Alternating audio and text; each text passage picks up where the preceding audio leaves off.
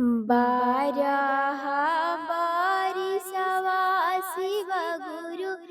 गेली आई शिव चरचारे जान जान गेली आई शिव चरचारे जान जान तेरा बारिसवा परलै विपतिया रे जान जान तेरा बारिसवा परलै विपतिया रे जान जान विपत्ति के मारल शिवा गुरु गेलियै नैहरवा रे जान जान गेलियै नैहरवा रे जान जान कोई नाही चिन्है विपत्ति बहिनिया रे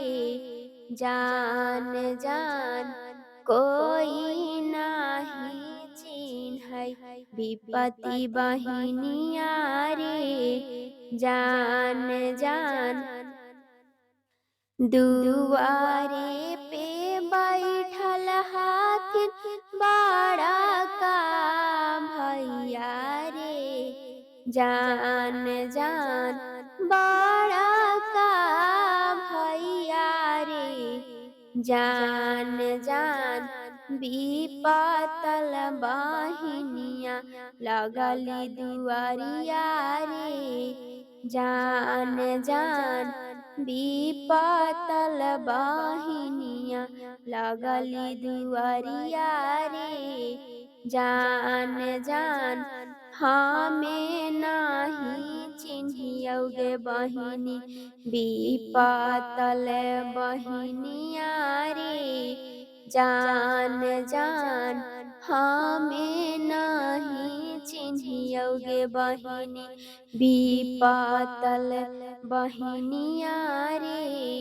जान जान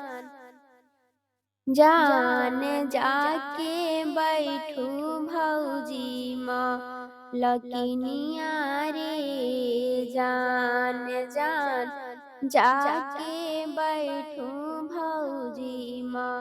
लकिनिया रे जान जान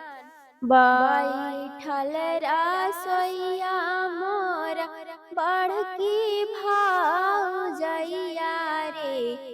जान जान विपतल नदिया नाही चिन्हलन रे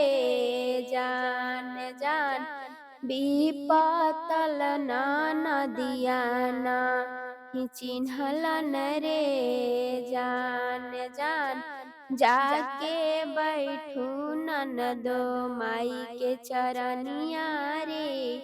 जान जान जाके बैठू ननदो मम्मी के चरनिया रे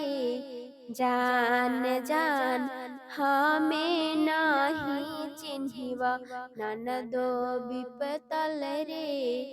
जान जान हमें नाही चिन्हिवा ननदो विपतल रे जान जान।